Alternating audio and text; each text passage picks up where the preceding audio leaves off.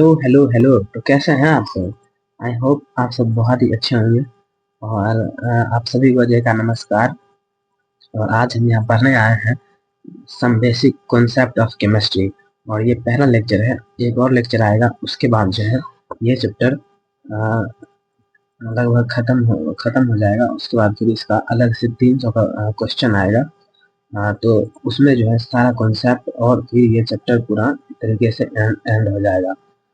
क्योंकि 300 chapter question बनाने के बाद जो है बहुत ही सारा कॉन्सेप्ट और मेन चीज नीट में जो है क्वेश्चन बनाना ही ज़्यादा इम्पोर्टेंट होता है।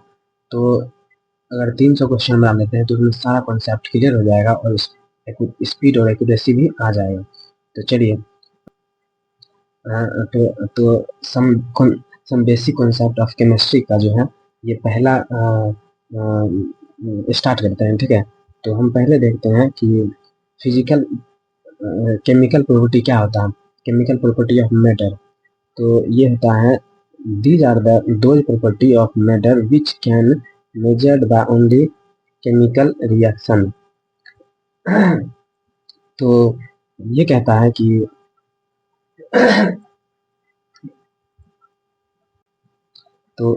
है कि जैसे कि हमारे पास है रिएक्टिविटी और एसिडिटी, बेसिसिटी, कंबस्टिबिलिटी। तो ये रिएक्शन जो एक बार अगर केमिकल प्रॉपर्टी वो होता है, जैसे कि एक बार जो रिएक्शन हो गया तो रिवर्सिबल वापस कभी नहीं आ सकता है। और जैसे फिजिकल प्रॉपर्टी हुआ तो और फिजिकल प्रॉपर्टी है तो ये जो है रिवर्सिबल भी हो सकता है। और ये वो होता है दो property of matter which can measured और determined without any change in composition और आइडेंटिटी ऑफ सब्सटेंस और स्पेसिफिक ग्रेविटी, एरिया और लेंथ टाइप का होता है। और ये कंपोजिशन में चेंज नहीं होता, बट ये जो है केमिकल प्रॉपर्टी जो है ये कंपोजिशन में भी चेंज हो सकता है। दो चीज मिलके, दो कंपाउंड या फिर एलिमेंट मिलके, दो कंपाउंड मिलके कुछ नया रिएक्शन हो सकता है, कुछ पूरा केमिकल पूरा कंपाउंड में ही चेंज हो सकता है। बट ये जो है कंपोजिशन में चेंज और या फिर कंपाउंड में भी चेंज नहीं होता है। ठीक है, तो और नेक्स्ट टॉपिक है प्रिसीजर और एक्यूरेसी। प्रिसीजर क्या होता है? तो ये होता है कि closeness in various measurement of physical quantity known as precision. तो एक एग्जांपल देते हैं, पहले इनका और डेफिनेशन देख लेते हैं। तो ये है कि और फिर एक्यूरेसी वो होता है any given correct value of given given physical property is known as accuracy. मतलब चलिए एक एग्जांपल से समझते हैं, उससे ज़्यादा क्लियरिटी आएगा।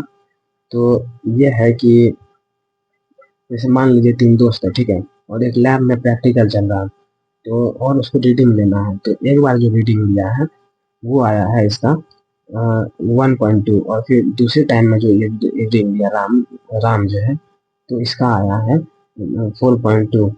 तो और मान लीजिए कि कोई ट्रू वैल्यू है जो जिसका आंसर जो है वो आएगा, वो है 4।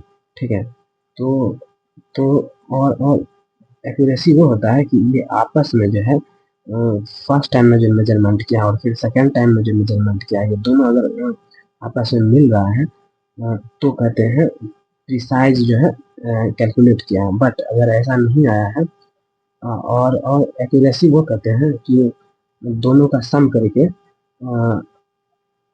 एवरेज ले लेंगे तो और ट्रू वैल्यू से मैच अगर हो गया तो उसको कहते हैं एक्यूरेसी। और तो ये क्या है, ये दोनों का जो है ये ना ही प्रिसाइज है और फिर ना ही एक्यूरेट है, क्योंकि ये दोनों को प्लस करने के बाद डिवाइड बाय 2 कर देंगे, एवरेज ले लेंगे, तो फिर ये ना ही एक्यूरेसी प्रिसीजन में आएगा और फिर ना ही एक्यूरेट में आएगा। चलिए सोनू जो है एक बार प्रैक्टिकल गया तो इसका पहले आया 2.2 करके। ठीक है, और फिर ये जब सेकेंड टाइम में मेजरमेंट लिया है, रीडिंग लिया है, तो इसका आया है 2.3। तो ये देख रहे होंगे कि आपस में जो है सेम है, तो ये आ जाएगा प्रिसीजन में।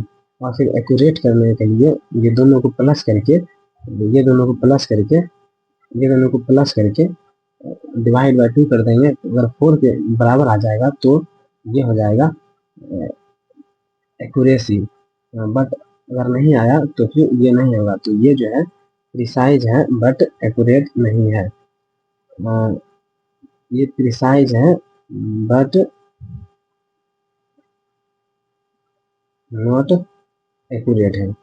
और फिर एक आदित्य है, वो जो है वो इनका रीडिंग आया एक बार 9.3.9 और फिर 4.1 मान लीजिए ऐसा आया। तो ये जो है ये आपस में भी सेम है लगभग।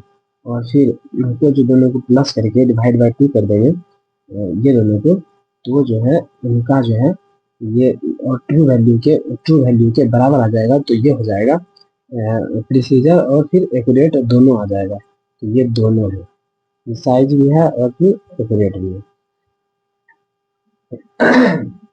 तो चलिए हमारे पास नेक्स्ट टॉपिक है सिग्निफिकेंट नोटेशन। ये क्या होता है? जैसे कुछ भी कोई भी आंसर आया, ठीक है, उसको बेस्ट वे में रिप्रेजेंट करना है तो इनका यूज आता है। तो जैसे कि हम देख रहे हैं, जैसे मान लीजिए कि कोई निगेटिव में है तो बार बार जीरो से रिप्रेजेंट तो नहीं, आंसर को बेस्ट वे में रिप्रेजेंट करने को इसी कहते हैं साइंटिफिक नोटेशन। जैसे कि एग्जांपल देखते हैं कि ये हमारे पास पॉइंट है, ये हमारे पास नंबर है, इनको सिग्निफिकेंट नोटेशन में लिखना है। तो इसको कैसे लिखेंगे? या फिर जो है इस टाइप का है, इन्हीं को देख लीजिए, इनको जो है उठा के यहाँ पे लाना है और फिर पावर को जो है नेगेटिव में रिप्रेजेंट करना है। तो इसके लिए जो है अगर लेफ्ट से अगर ये इधर आएंगे, लेफ्ट से अगर राइट आएंगे तो पावर जो है नेगेटिव में इंक्रीज होगा। और अगर राइट से लेफ्ट में आएंगे तो पावर जो है पॉजिटिव में इंक्रीज होगा। तो चलिए देखते हैं, यहाँ पे है कि यहाँ से इनको यहाँ लाना है तो कितना डेसिमल आउट गए हैं? लेफ्ट से राइट गए हैं 1 2 3 4, तो 10 की पावर 4 हो जाएगा। और अगर वही मान लीजिए यहाँ पे कुछ पॉइंट रहता और हमको जो है मान लीजिए यहाँ कुछ पॉइंट रहता और हमको जो है यहाँ पे 3 पॉइंट पे रिप्रेजेंट करना होता, तो हम जो है अंदर घुसते, यानी कि लेफ्ट से राइट में जाते हैं और राइट से लेफ्ट में जाते हैं तो पावर जो है इंक्रीज होता है। तो 1 2 3, तो पावर हम प्लस करके 3 लिखते हैं। ठीक है, तो इस तरीके से देख लीजिए यहाँ पे लिखा गया है। और जो है वही है यहाँ पे और जैसे मान लीजिए ये पॉइंट है, ठीक है, और डेसिमल ये सब 10 को जो है एक ही बार, और अगर ये ऊपर जाता है तो निगेटिव में पावर में इंक्रीज हो जाता है। जैसे यहाँ पे कितना आ जाएगा? 10 प्लस पावर में 4 आ जाएगा। तो वो ऊपर जाने के बाद जो है निगेटिव में, जब ऊपर जाता है तो निगेटिव हो जाता है, 4 हो जाता है। तो यहाँ पे ये हो गया है। ठीक है, उसके बाद फिर एडिशन एंड सब्सट्रैक्शन जो है सिग्निफिकेंट नोटेशन क्या होता है? जैसे कि किसी चीज को ऐड करना है, ठीक है, तो to add or subtract number in significant notation, the power of 10 that is exponent must be same in all the number। ये बोल रहा है कि पावर को जो है हमको सेम करके उसके बाद जोड़ना है। जैसे यहाँ पे मान लीजिए कि 3 4 2 5 है, उसके बाद यहाँ पे 10 की पावर 4 है, और यहाँ पे 3 2 4 2 5 है, और यहाँ पे पावर लेकिन सेम नहीं है। तो ये बोल रहा है यहाँ पहले पावर को सेम करना होता है। तो इनको पावर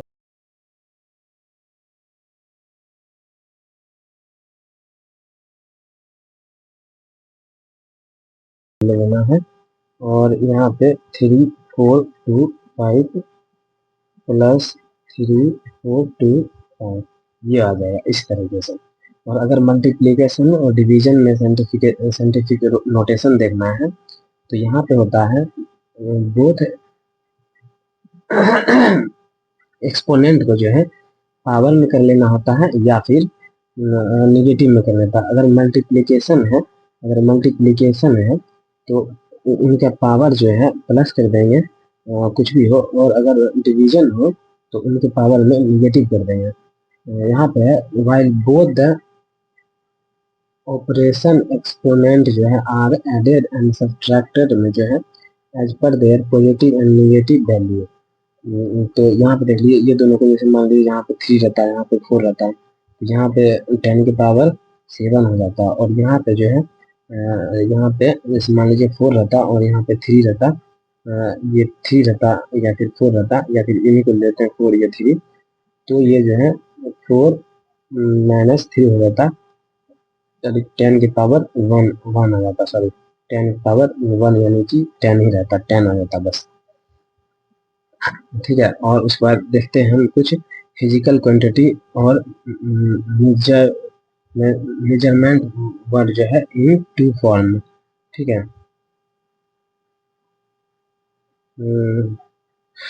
एक होता है हमारे पास यूनिट और एक होता है नंबर। तो नंबर सिग्निफिकेंट यूनिट में आ जाता है, और फिर यूनिट जो है फंडामेंटल होता है, एसआई यूनिट होता है, सब्सिडरी यूनिट होता है, ड्राइव यूनिट होता है। तो इनको जो है कुछ देख लेते हैं। जैसे फंडामेंटल यूनिट हो गया, तो ये जो है लेंथ का मीटर हो जाता है, मास का केजी हो जाता है, टेम्परेचर का केल्विन हो जाता है, करंट का एम्पियर हो जाता है, ल्यूमिनस इंटेंसिटी का कैंडेला हो जाता है, अमाउंट जैसे अमाउंट यानी मोल, मोल ऑफ अमाउंट का जो है जैसे नंबर में कुछ हो गया तो उसका मोल हो गया, और फिर टाइम का सेकंड हो जाता है। ड्राइव में जैसे कि जो ड्राइव से किया गया उसको, और एसआई यूनिट इंटरनेशनल जो है स्टैंडर्ड इंटरनेशनल यूनिट में जो आ जाता है, उस तरीके से लेते हैं। और फिर ये यहाँ पे सब्सिडरी यूनिट है, और ये बहुत भाई जरूरी है, ये सबको याद कर लीजिएगा। तो जैसे हम देख लेते हैं, एक डेसी है 10 की पावर -1, सेंटी है 10 की पावर -2, -3 को मिली कहते हैं, -6 को माइक्रो कहते हैं, -9 को नैनो कहते हैं, और इसको न्यू से रिप्रेजेंट करते हैं माइक्रो को। फिर जो है 12 को पिको कहते हैं, -15 को फर्मी कहते हैं, -10 को एंगस्ट्रॉन कहते हैं। उसके बाद फिर डेका हो गया +1 को, फिर +2 को हेक्टी हो गया, फिर किलो, मेगा, गीगा, 9 को गीगा कहते हैं। ये सब कंफ्यूज नहीं जाएगा, नैनो और फिर 10 की पावर गीगा में, और फिर टेरा और फिर पिको में, पेंटा और पीटा, फर्मी और फिर पीटा में, पेंटा है ये। तो चलिए कुछ और मान लीजिए कि कुछ यूनिट को कन्वर्जन करना होगा, हमको नैनोमीटर में पूछ लिया है और फिर कुछ एंगस्ट्रॉम में दिया हुआ है। ठीक है, तो उसको करने के लिए जिसमें जिसमें है उसको उसमें रिप्रेजेंट कर देना। जैसे 10 की पावर ये एंगस्ट्रॉम में है ना, तो 10 की पावर -10 में आ जाएगा, और जिसमें पूछा है उससे डिवाइड कर देना है, 10 की पावर 9 -9 होगा, तो ये हो जाएगा, ये ऊपर जाएगा तो ये 10 की पावर 9 हो जाएगा। तो इनको प्लस कर दें, डिवाइड में हम जानते थे कि हमको प्लस करना होता है, तो प्लस करेंगे, और ये फिर ऊपर से जो है नीचे से ऊपर जाता है तो ये प्लस जाता है, तो ये हो जाएगा 10 की पावर -1। ठीक है, और नैनोमीटर, ये आ जाएगा आंसर। उसके बाद फिर पिकोमीटर में जो है ये 10 की पावर -12 है, और ये नैनोमीटर में पूछा है तो 10 की पावर -9, और ये ऊपर जाएगा तो प्लस हो जाएगा, और ये ऊपर जाएगा तो प्लस हो जाएगा, तो ये हो जाएगा 10 की पावर -3, और नैनोमीटर में पूछा है तो नैनोमीटर लिख देना। उसके बाद फिर 1 नैनोमीटर पूछा है तो नैनोमीटर यानी 10 की पावर -9। उसके बाद फिर मिलीमीटर में पूछा है तो 10 की पावर -3, ये ऊपर जाएगा तो ये प्लस हो जाएगा, जिसमें पूछा है उससे डिवाइड कर देना होता है बस। तो मिलीमीटर में है तो 10 की पावर -3, तो ये हो जाएगा 10 की पावर -6 और मिलीमीटर बस। तो चलिए कुछ और दूसरा यूनिट जो है बी जो था वो सिग्निफिकेंट फिगर यानी कि मीनिंगफुल डिजिट है। ठीक है, ये और ये जो है digit which can not be determine accurately नहीं होता, थोड़ा बहुत जो है एक्यूरेटली। तो और ये इसका जो है कुछ रूल देखते हैं सिग्निफिकेंट फिगर का। जैसे कि all non zero digit are significant significant figure हमें आता है। तो all non zero digit are significant figure. जैसे कि नॉन जीरो, जैसे कि 7 3 4 कुछ भी हो गया, जैसे कि 2 4 5, तो ये तीनों आ जाएगा। और फिर 4 5 कुछ भी है, 4 9 6 8, तो यहाँ पे 4 नॉन नॉन जीरो था, तो यहाँ पे 4 हो जाएगा। यहाँ पे 3 है, 7 7 7, तो इनका जो है सिग्निफिकेंट फिगर 3 हो जाएगा। और यहाँ पे 2 है, तो 7 7 है, तो यहाँ पे 2 हो जाएगा।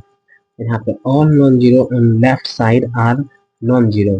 जैसे कि all zero on left side, zero के बाद जो है लेफ्ट साइड नॉन जीरो रहेगा, तो उनको जो है सिग्निफिकेंट फिगर में ले लेंगे। और नॉन जीरो को जीरो को जो है उनको नहीं लेंगे। उसके बाद all zero between two non zero digit are significant. जैसे कि 4 0 2 हो गया, तो बीच में जो भी आएगा उनको भी ले लेना होता है, अगर साइड में जो है नॉन जीरो रहे तो यहाँ पे 3 है। 7 0 7 है, तो इनका सिग्निफिकेंट फिगर हो जाएगा 3। उसी तरह अगर 5 5 0 0 4 है, तो यहाँ पे 4, इनको भी मिल जाएगा।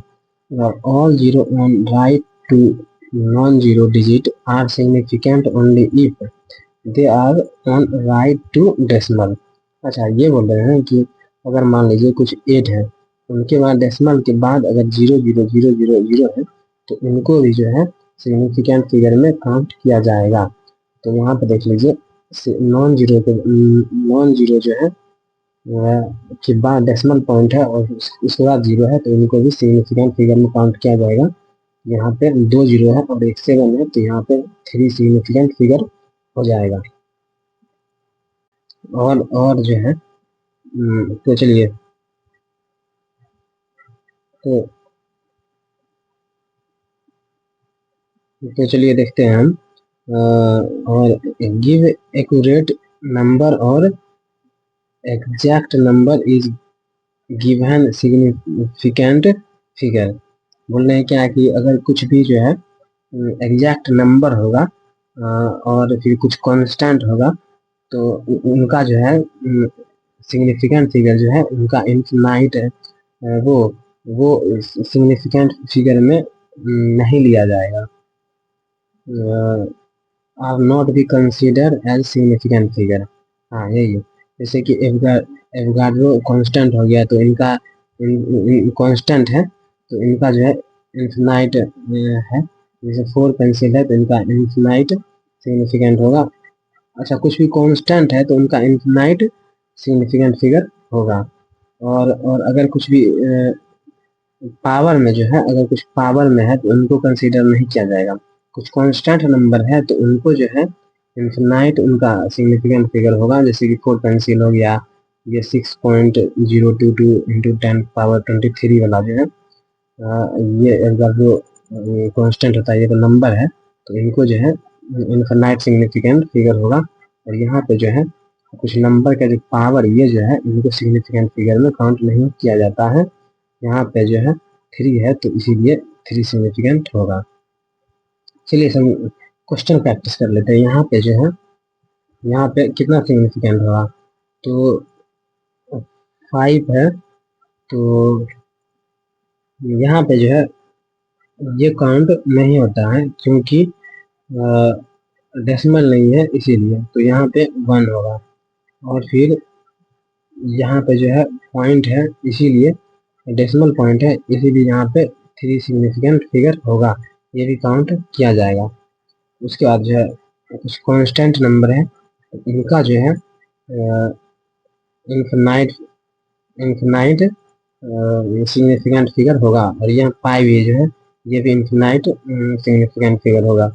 और यहाँ पे तो फिर नॉन जीरो ही है, यहाँ पे 3 सिग्निफिकेंट फिगर होगा। यहाँ पे यहाँ पे डेसिमल पॉइंट के बाद जो है 0 है, इसीलिए इनको भी काउंट किया जाएगा। तो यहाँ पे भी 2 सिग्निफिकेंट फिगर होगा। और यहाँ पे भी पॉइंट के बाद है, तो यहाँ पे भी 3 सिग्निफिकेंट फिगर होगा। 4 पेन, ये भी कांस्टेंट है, तो ये भी इनफिनाइट सिग्निफिकेंट फिगर होगा। चलिए कुछ तो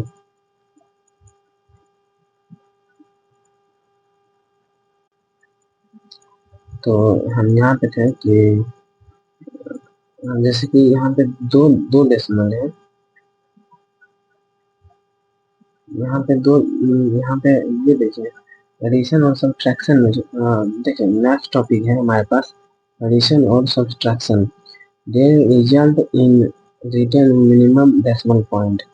ठीक है, जब एडिशन में और सब्ट्रैक्शन में हमको लिखना होता है तो डेसिमल पॉइंट देख के लिखते हैं, और अगर एडिशन और मल्टीप्लिकेशन और डिवीजन है यहाँ पे सिग्निफिकेंट फिगर देखते हैं।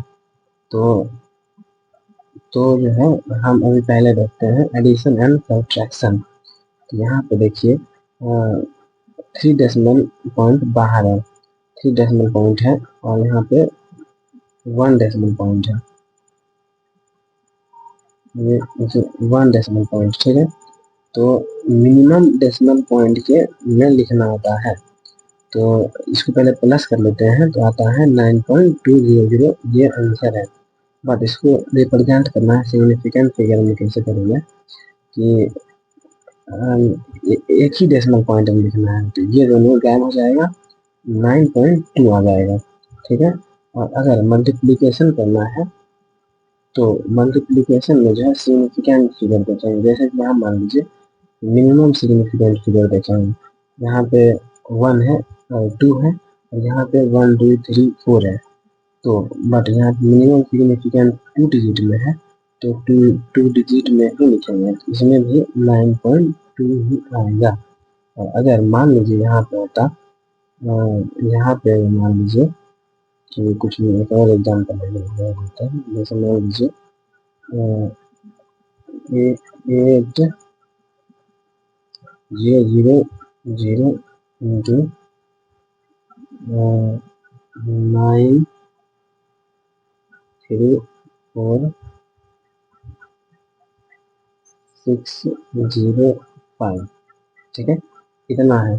बट तो मिनिमम सिग्निफिकेंट फिगर में कैसे लिखेंगे, तो इनटू ऐसे करना है, तो यहाँ पे जो है 4 सिग्निफिकेंट फिगर है, तो यहाँ पे 2 4 6 सिग्निफिकेंट फिगर है, लेकिन हमको इसको रिप्रेजेंट करना है, तो हम रिप्रेजेंट करेंगे इंटू करने के बाद इसको आएगा जो भी आएगा एक्स एक्स जो भी मान लीजिए, तो इनको 4 सिग्निफिकेंट फिगर में रिप्रेजेंट करेंगे, और डेसिमल जहाँ पे आएगा वहाँ पे देंगे। ठीक है, और फिर राउंड ऑफ क्या होता है कि जैसे सिग्निफिकेंट 2 सिग्निफिकेंट फिगर में लिखना है या फिर 3 सिग्निफिकेंट फिगर में लिखना है, जितना भी लिखना है, और डेसिमल पॉइंट को कम करके लिखना है, तो अगर ये डिजिट जो है डेसिमल के बाद जो है एक पॉइंट नंबर जो है, तो उसको जो है कहते हैं प्रीडिसिंग प्रोड्यूसिंग प्रीसीडिंग नंबर, जो रहने वाला नंबर है। ठीक है, जो रिमूव होने वाला है, तो जो रिमूव होने वाला है उसके उसको देखते हैं, ऑब्जर्व करते हैं, अगर 5 से जो है ज़्यादा होगा तो जो है प्लस इंक्रीज 1 कर देंगे, तो ये प्रीसीडिंग नंबर को जो है इंक्रीज 1 करके उसके बाद लिखेंगे। और अगर 5 से कम है, जैसे कि 5 से ये तो कम है 3, 5 से कम है 3, तो इसको जो है यहाँ पे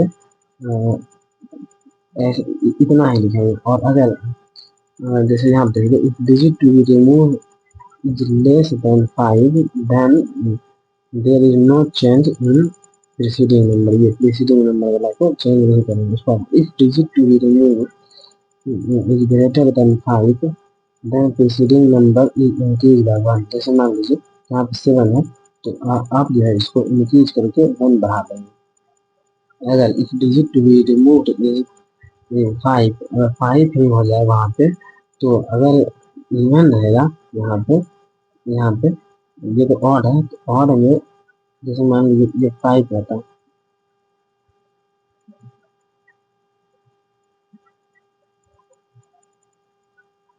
जैसे मान लीजिए ये 5 होता है और ये जो है ये अगर और रहेगा तो जो है इंक्रीज 1 कर देंगे, और ये अगर इवन जो है अगर इवन रहेगा 4 से रहेगा 6 से रहेगा तो इसको जो है इसी तरह रहने देंगे। ठीक है, सब इम्पोर्टेंट पॉइंट देख लेते हैं, जैसे कि कुछ पॉइंट सब है जो कि कैलकुलेशन में हेल्प करेगा। और ये टेम्परेचर है और इसको जो है केल्विन में है, ठीक है, और इसको डिग्री सेल्सियस में चेंज करना है +273 कर देंगे। और अगर सेल्सियस में है उसको जो है फ़ारेनहाइट में कन्वर्ट करना है, तो उनको जो है 5/9 F-32 लिख देंगे, ऐसे करके कन्वर्ट करेंगे। और स्टैंडर्ड टेम्परेचर STP क्या होता है, तो ये है यहाँ पे इसका वैल्यू होता है 1 atm, जो कि होता है 1.325 10 pascal. 1 atm equal to 10 pascal होता है। और वॉल्यूम जो है 22 ये 24.4 लीटर होता है। और जो है कॉमनली हम इसको यूज करते हैं टेम्परेचर को 0, और अगर केल्विन में है 273, और अगर प्रेशर है तो 1 atm, और पास्कल में अगर लेना है तो 10⁵ पास्कल। और वॉल्यूम जो है कॉमनली हम देते हैं 22.4 लीटर। चलिए कुछ लॉज देख लेते हैं। Laws of conservation of mass ये कहता है during physical and chemical change total mass of reactant is equal to the mass of product. नहीं चेंज मतलब केमिकल रिएक्शन हो या फिर फिजिकल रिएक्शन हो, मास जो है सेम रहता है। Matter can neither be created और नॉट बी डिस्ट्रॉयड। और ये रिएक्शन ये लॉ जो है कि balanced chemical reaction are based law of conservation mass. वो जो बैलेंस करते हैं ना, वो आएगा अगर यहाँ पे 4 3 आएगा 2 आएगा तो वो जो है कंजर्वेशन ऑफ मास पे ही वैलिड होता है। तो एक एग्जांपल ये है कि मान लीजिए हमारे पास CO3 है, उसको जो है डिकम्पोज कर दिए हीट देके, तो वो CO और CO2 आ गया, ठीक है, CO2 आ गया। तो उसका मास जो है मान लीजिए ये 100 ग्राम था, तो यहाँ पे 56 ग्राम और ये 44 ग्राम आएगा। और इसका मास जो है इनको कैलकुलेट कीजिएगा, मॉलिक्यूलर मास ये 100 है, और ये 56 आता है और CO2 का 42 आता है, इस तरह करके। और ड्रॉबैक ये है कि कुछ न्यूक्लियर रिएक्शन होता है ना, तो वहाँ पे बाइंडिंग एनर्जी के फॉर्म में कुछ स्टोर मतलब लॉस हो जाता है उसको, तो उसको कहते हैं डिफेक्ट मास।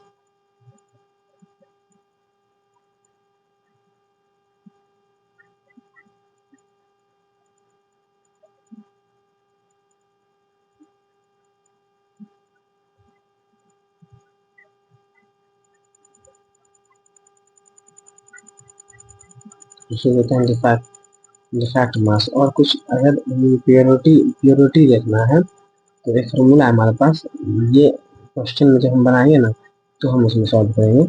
ये अगर कुछ प्योरिटी चेक करना है तो एक्सपेरिमेंटल बाय एक्चुअल इंटू 100 कर देना होता है, तो प्योरिटी निकल जाएगा। और प्योरिटी देखना है तो 100 माइनस प्योरिटी कर देना है। और फिर सेकेंड है हमारे पास लॉ ऑफ कांस्टेंट और डेफिनेट प्रोपोर्शन। ये बोलता है कि केमिकल कंपाउंड ऑलवेज कांस्टेंट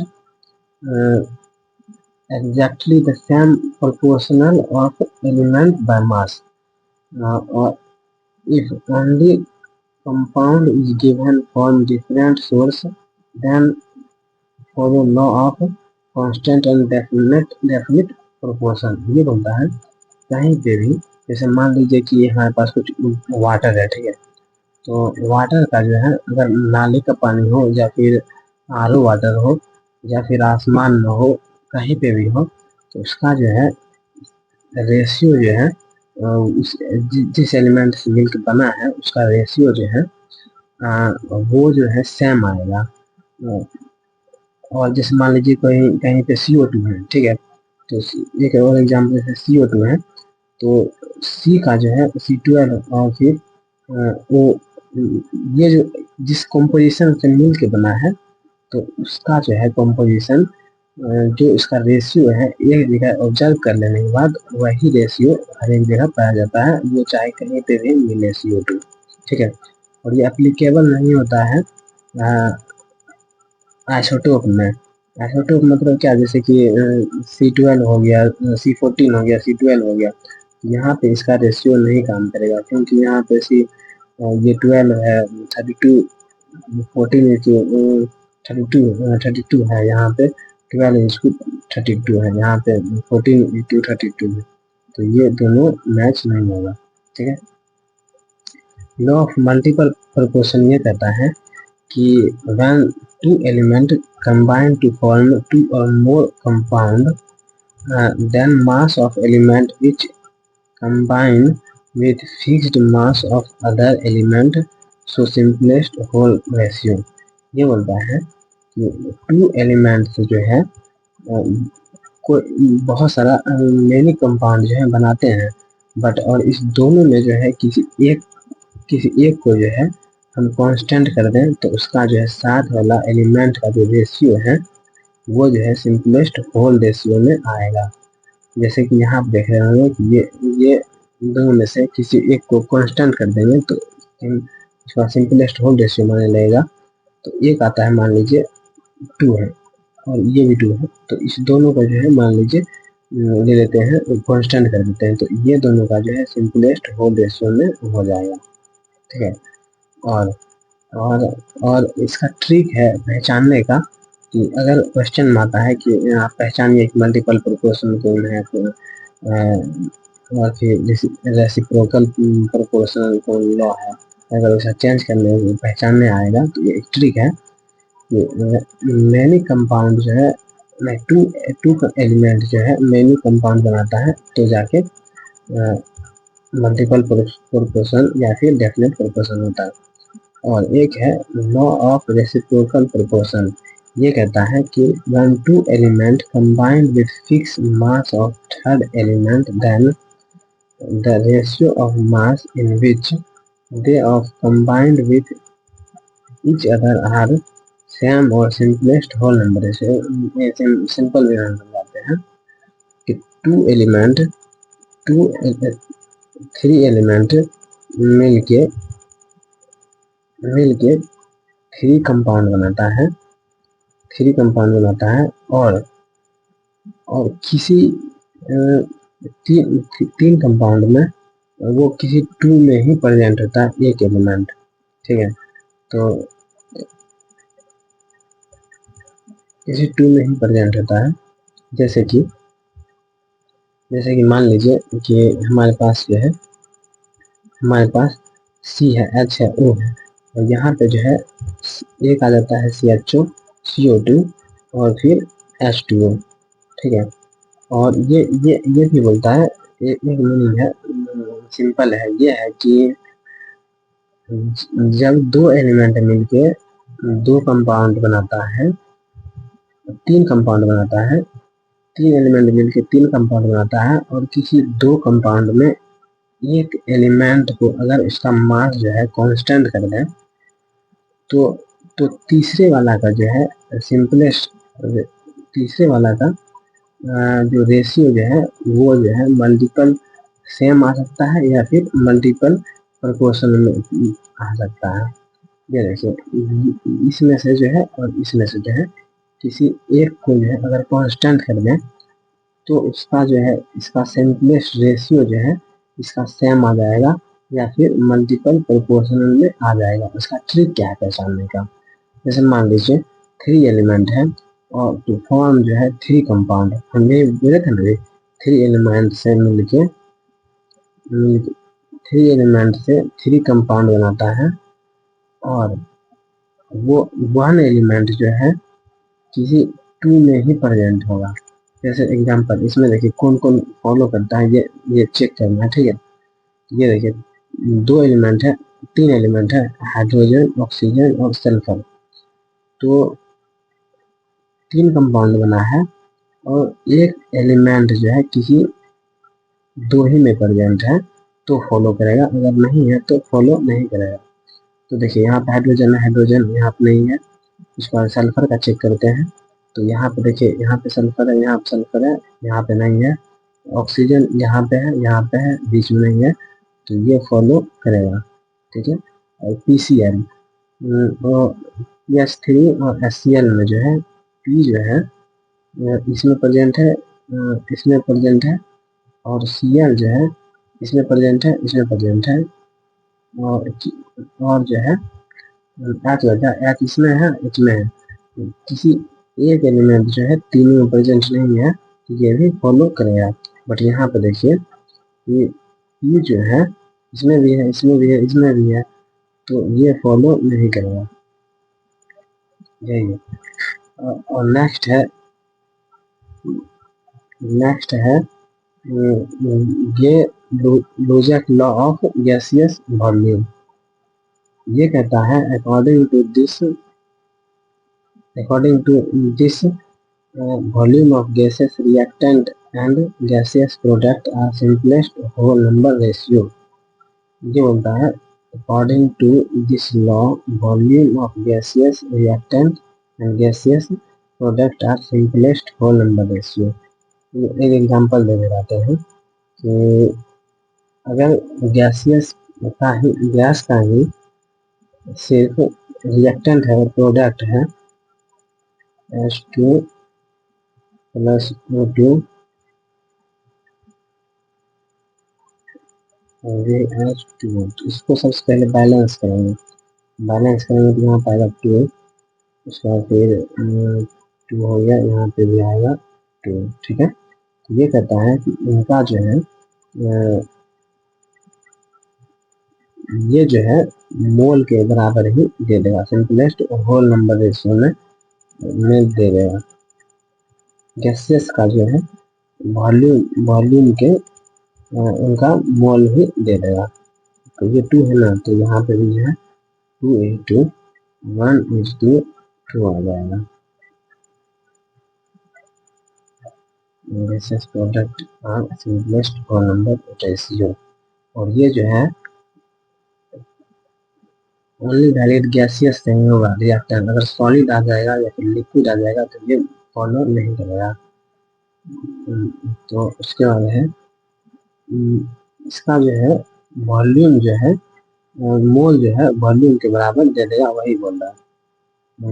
जैसे यहाँ पे 2 मोल है, 1 मोल है, 2 मोल है, तो इसका वॉल्यूम जो है उसका रेशियो के बराबर में ही दे देगा। जैसे कि यहाँ पे है,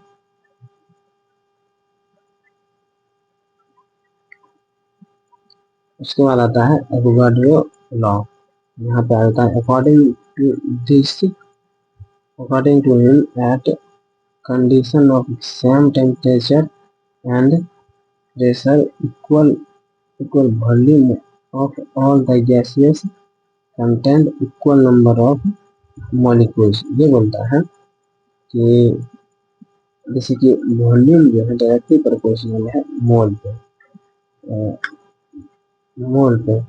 और इसी को पहले ये स्टेटमेंट दिए थे, नंबर ऑफ एटम को बोल दिए थे, इसको जो करेक्ट करके ये स्टेटमेंट आया, इसीलिए इसको कहते हैं ब्रिजेलियस हाइपोथेसिस। इसी को ब्रिजेलियस हाइपोथेसिस को जो है करेक्ट करके ही इसी को कहते हैं, इसको कहते हैं करेक्ट एक्सप्लेनेशन तक जो है एवोगाड्रो लॉ आया। यहाँ पे ये बोलता है कि सेम टेम्परेचर एंड प्रेशर पे जो है जब सेम टेम्परेचर और प्रेशर हो तो जो है वॉल्यूम जो है डायरेक्टली प्रोपोर्शनल टू मोल हो जाता है। ठीक है।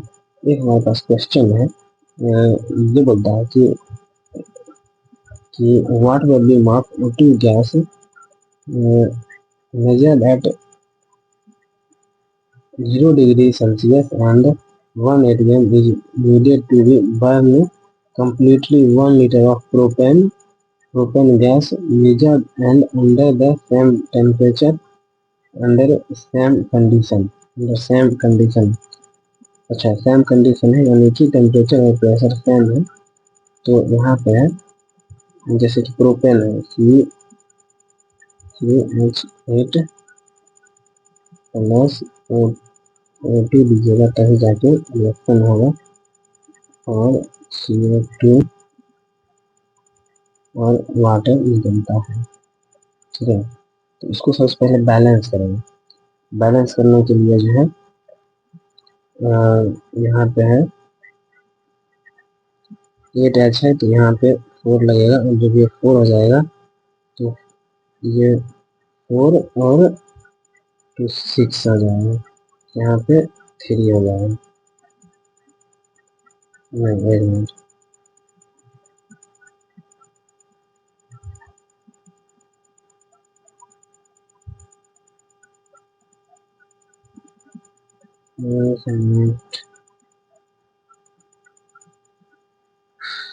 फोर O2 है तो यहाँ पे सी भी जो है 3 है।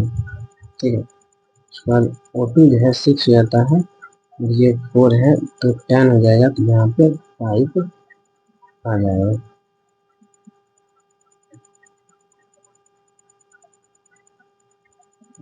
तो O2 का पूछा है ना, तो O2 का पूछा है तो ये जो है ये मोल है और वॉल्यूम पूछा है ना, वॉल्यूम पूछा है तो ये एवोगाड्रो लॉ बोलता है कि वॉल्यूम जो है डायरेक्टली प्रोपोर्शनल टू मोल है या फिर ये मोल। हाँ, तो ये 5 मोल है तो यहाँ पे जो है 5 लीटर हो जाएगा।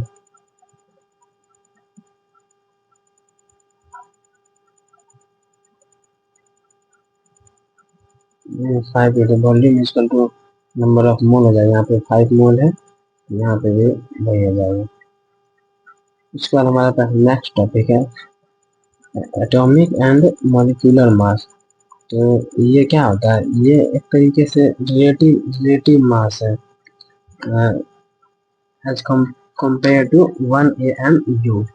जैसे कि पहले के ज़माने में जो है पहले नापा जाता था हाइड्रोजन को पहले फर्स्ट टाइम मान के, बट उसका मास इतना कम था कि उससे रिलेटिव जो है कंपेयर करने में उतना नहीं हो पाता था। तो इसीलिए सेकेंड बार जो हमारे पास ऑब्जर्व करने के लिए हमको उसके बाद जो है कार्बन का जो है 12th आइसोटोप को यूज किया, तो वो जो है वो थोड़ा सा उससे उससे ज़्यादा काम इजी हो गया था। तो हमारे पास जो है कार्बन का जो है कार्बन का जो है कार्बन का जो है 12th आइसोटोप पे जो है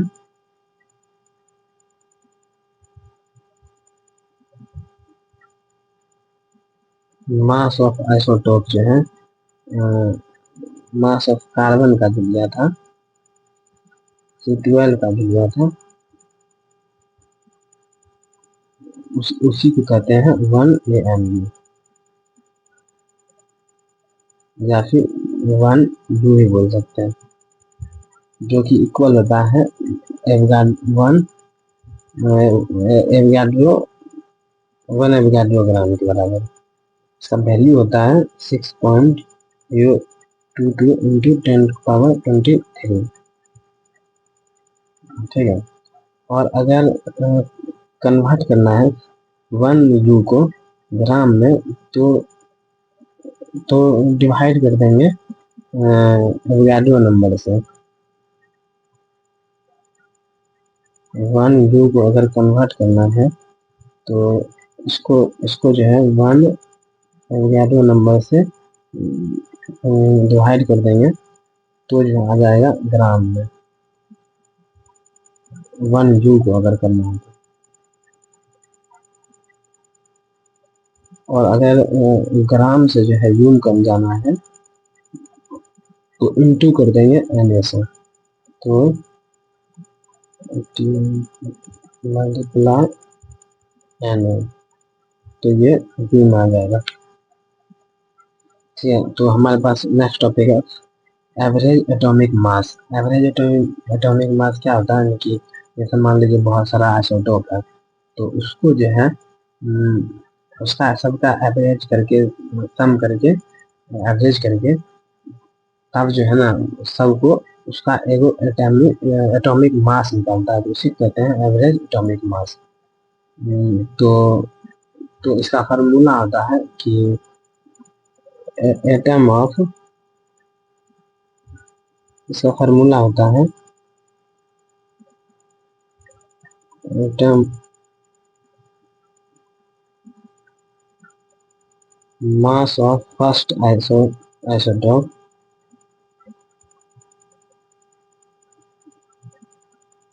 into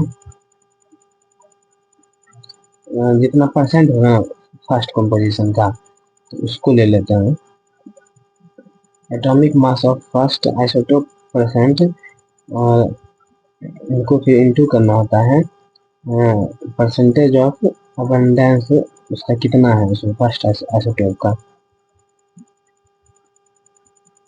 abundance of first isotope. उसके बाद फिर जितना भी आएगा उसको प्लस करके उसी तरह जो उसका दूसरा आइसोटोप होगा उसको लेंगे एटॉमिक मास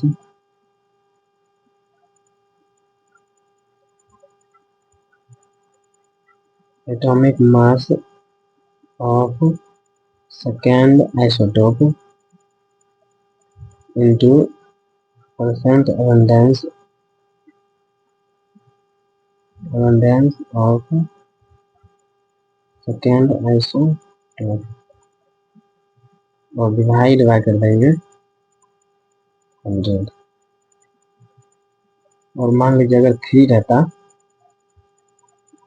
अगर मान लीजिए 3 आइसोटोप है, 3 आइसोटोप है, तो उसको भी इसी तरह करके प्लस करके फॉर्मूला बना देंगे, ठीक है। और इसमें जो है दूसरे टाइप का क्वेश्चन आता है, अगर मान लीजिए जैसे अच्छा इसका एग्जांपल दे देते हैं कि जैसे मान लीजिए एक ऑक्सीजन है, ठीक है, तो एक है ऑक्सीजन 16 है, एक ऑक्सीजन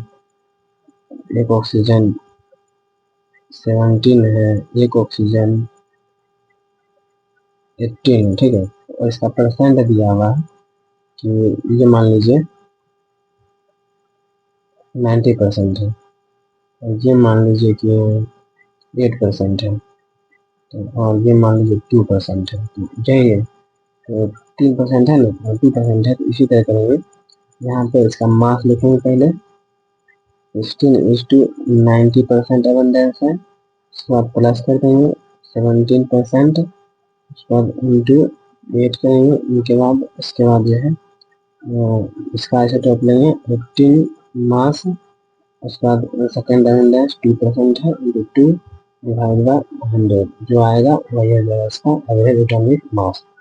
और सेकेंड टाइप का क्वेश्चन आता है, अच्छा मान लीजिए अगर ये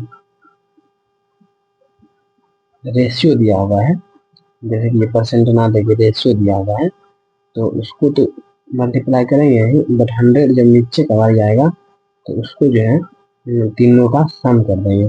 जैसे मान लीजिए कि क्लोरीन का जो है सी जो है 35 पर, वो 3 पर 3 दिया हुआ है, रेशियो में दिया हुआ 3:1 दिया हुआ, क्लोरीन जो है 37 है, वो दिया हुआ 1। तो इसको जो है पहले करने के लिए उनका मास लेंगे 37 इंटू जितना रेशियो में है प्लस 35, 37 इंटू 1 और प्लस ये दोनों 4, उनका जो आएगा वो होगा एटॉमिक रेशियो। तो उसका नेक्स्ट टॉपिक ये है कि एटॉमिक मास जो है, एटॉमिक मास फॉर एटम के लिए होता है, मॉलिक्यूलर मास जो है फॉर मॉलिक्यूल होता है, और फार्मूला मास जो है आयनिक कंपाउंड के लिए होता है, कुछ नहीं है। और हम थोड़ा सा मास देख लेते हैं, एवरेज एटॉमिक मास। ये हाइड्रोजन का 1 है, ये टेबल बहुत जरूरी है, 30 तक लर्न कर लीजिएगा, हम भी कर लेते, थोड़ा सा एक बार एक्सप्लेन कर लेते हैं, रिवाइज हो जाएगा मेरा भी, मतलब सॉरी ये लेक्चर अपने लिए ही बनाया है तो हम खुद ही डिवाइड करेंगे, करते हैं।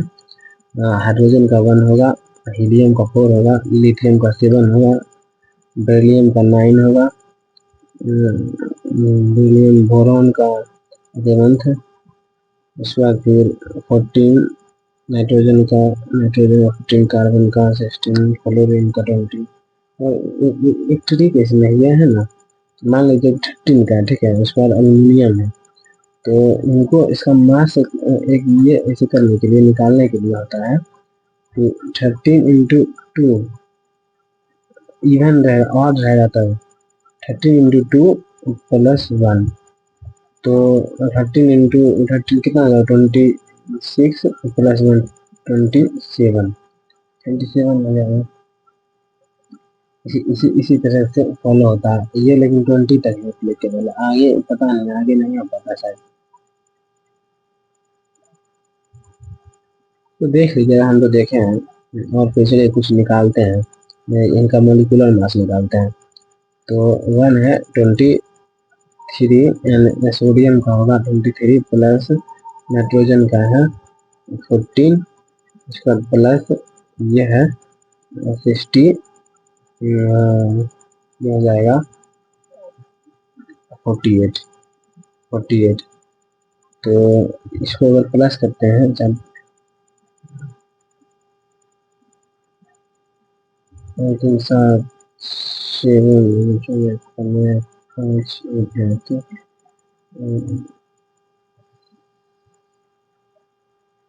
4 5 6 7 8 35 आएगा।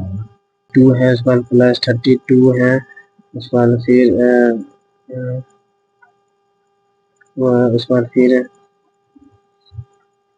64 है, तो ये हो जाएगा 100। उसके बाद फिर NaCl का जो है 23 प्लस क्लोरीन का हो जाएगा 35, तो इसका हो जाएगा 85।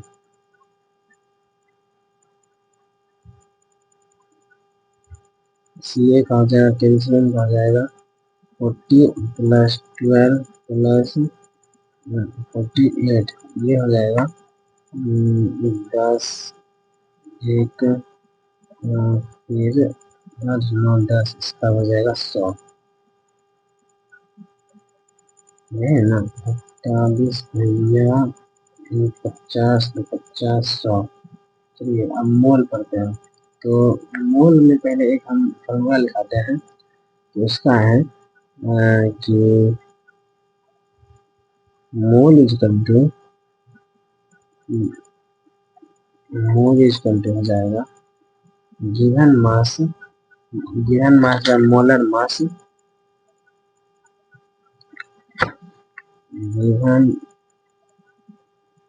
गिवन मास या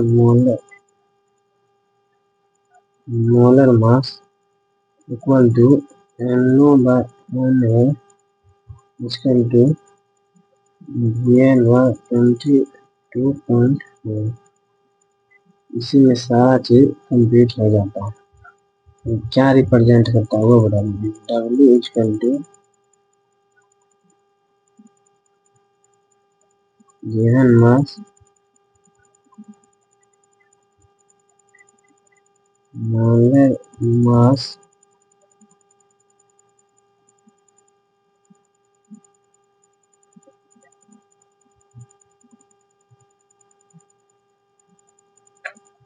एटॉमिक नंबर होता है ये। उसके बाद जो है इक्वल टू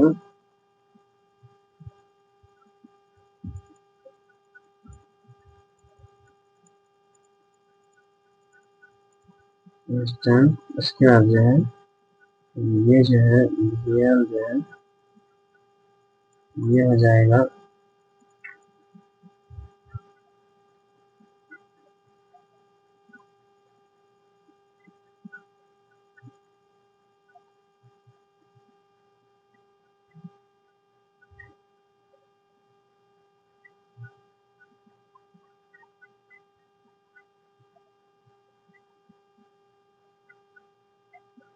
तो चलिए हम कुछ इस प्रकार से ये फॉर्मूला है, कभी भी गिवन मास हो और मॉलिक्यूलर मास दिया हो तो उसको ऐसे करके ये फॉर्मूला दे के निकाल लेंगे, और फिर नंबर दिया हो और और और, और नंबर दिया हो तो N O by N A लगेगा, और फिर और अगर वॉल्यूम देके कुछ पूछा हो तो 22.4 दे देंगे, लगा देंगे। तो कैलकुलेट करते हैं, जैसे कि कुछ एग्जांपल देख लेते हैं।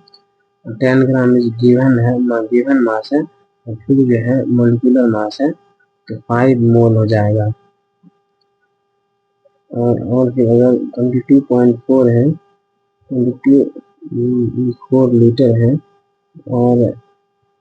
और फिर NH3 जो है पूछा है तो STP पे तो 22 लीटर का ना, तो 2.4 तो यहाँ पर जाएगा। तो इसको कैलकुलेट करने के बाद आ जाएगा हमारे पास, इसको तो ये चल जाएगा ऊपर, ये फ्रीक्वेंसी हो जाएगा 10 मोल आएगा।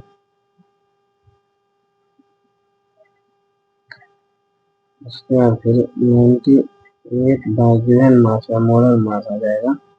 इसको कैलकुलेट करने के बाद 32 उसके बाद फिर 63 निकाले देंगे इसको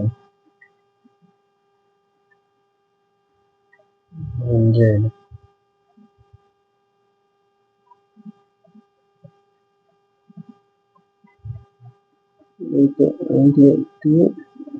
यहाँ पर गलत 98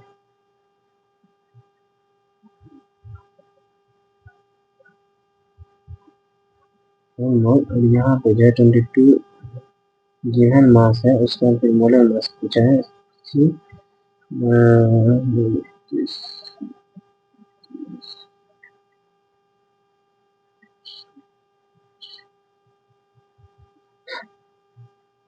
इनको कैलकुलेट कीजिएगा तो होगा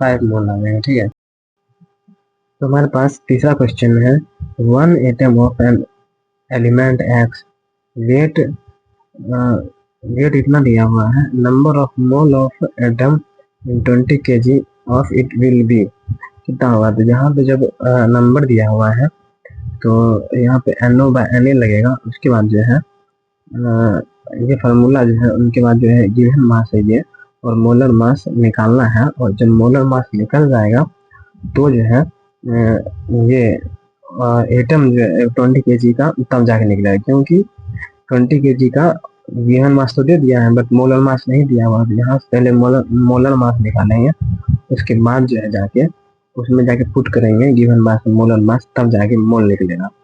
ठीक है, तो यहाँ का जो है मोलर मास निकलेगा, NO तो 1 है, 1 है, और फिर ये होता है 6.023, और ये माइनस है, तो ये दोनों को जब इंटू करेंगे और ये 1 है तो ये लगभग जो है हमारे पास 40 के राउंड आएगा, 40 के राउंड आएगा। और जो है उसके बाद मोलिकुलर मास 40 आ गया, तो जो है हमारे पास यहाँ पे गिवन मास 20 है kg,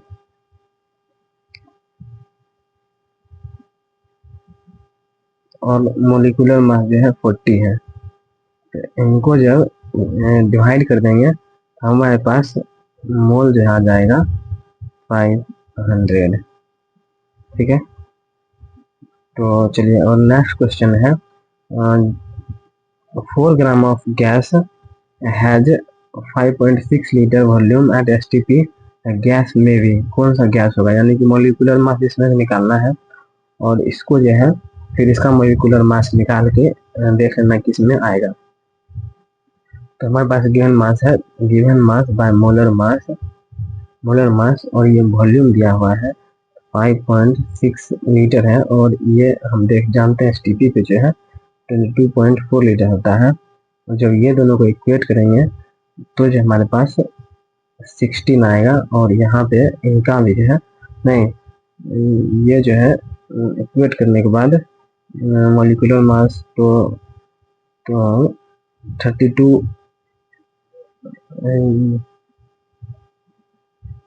mass is equal to 4 into 0.4 by 5.6। इसको जब इंटू कीजिएगा तो हमारे पास 32 आएगा, और जब ये 32 आएगा तो हमारे पास इसमें से मैच करवा लीजिएगा, तो ऑक्सीजन का ही आएगा 32। ठीक है, उसके बाद फिर हमारे पास ये एक है क्वेश्चन और है कि बोरोन हैज 2 आइसोटोप 10 और 11 having abundance 20 and 80 respectively, then find average atomic mass। और एटॉमिक मास का फॉर्मूला क्या होता था कि atomic mass of first atom, first isotope,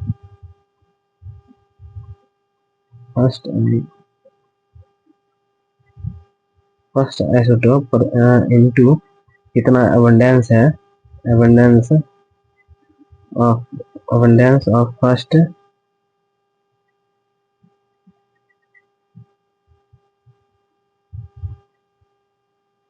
isotope plus atomic mass of second isotope into में पर abundance of second isotope यही आएगा, और डिवाइड हो जाता था 100।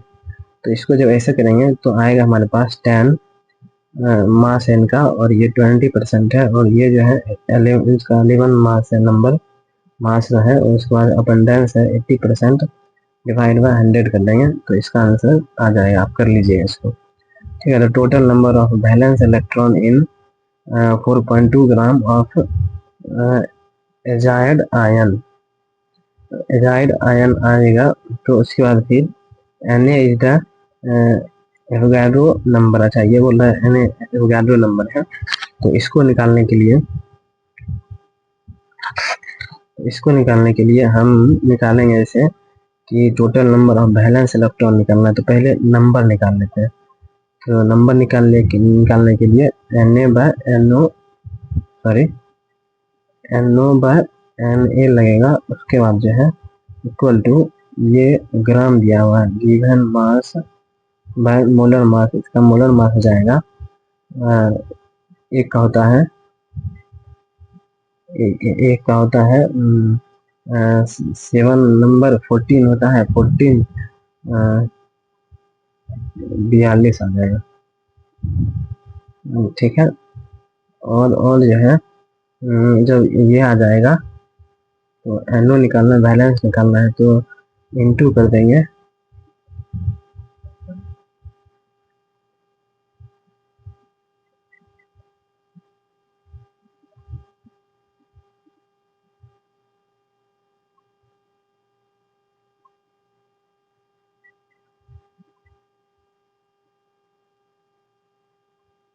Na, और इनको जो है 15, और ये देखिए इनका जो बैलेंस जो है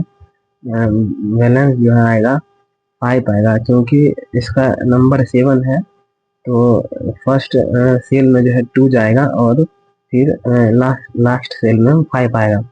और अगर वही बैलेंस ही पूछते तो इनको जो है स्टेबल होने के लिए 3 चाहिए होता है, तो तब जाके 8 पूछता है, 8 में ये स्टेबल हो जाता है सेकेंड सेल में।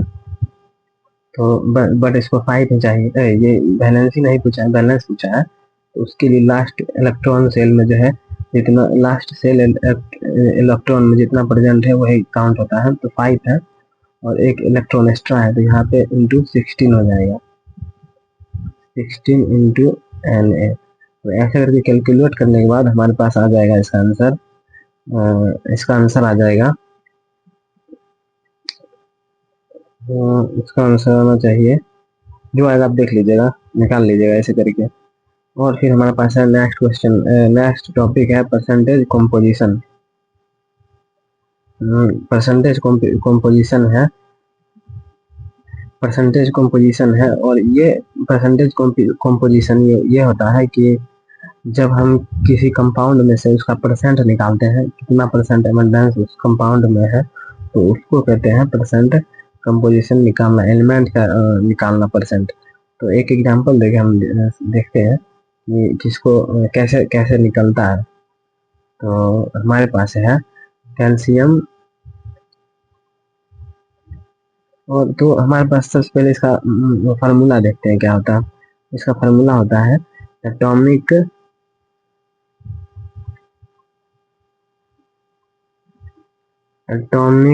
Mass of element. जिसका निकालना चाह रहे हैं, जैसे कैल्शियम का निकालने चाह रहे होंगे या फिर कार्बन का, ऑक्सीजन का, जिसका भी निकालेंगे उसको उसका मास लिखेंगे। उसके बाद जो है इंटू जितना अबंडेंस उसका परसेंट है, जैसे कि 3 है बट कैल्शियम का भी निकालना चाहेंगे तो ये 1 लिखाएगा। तो यहाँ पे कितना परसेंट, कितना नंबर में है, एक्स इंटू इंटू तो करना ही है, और एक्स नंबर ऑफ एटम, और बाय कर देना है मॉलिक्यूलर मास से, मॉलिक्यूलर मास से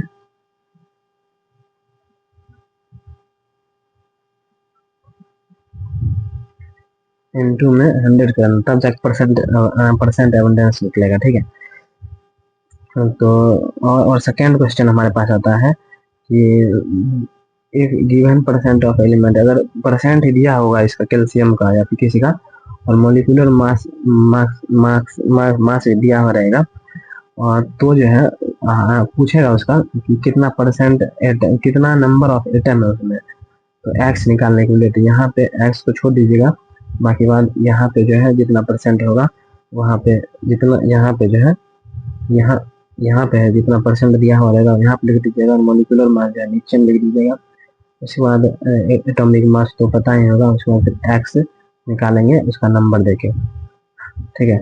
फिर तीसरा टाइप का क्वेश्चन आता है minimum molecular mass then use 1। अच्छा, मिनिमम जब मोलर मास निकालने बोलेगा तो वो कब होगा, जब यहाँ पे एक्स के जगह जो है 1 पुट के कर दीजिएगा, तो जो है निकल जाएगा मिनिमम मोलर मास।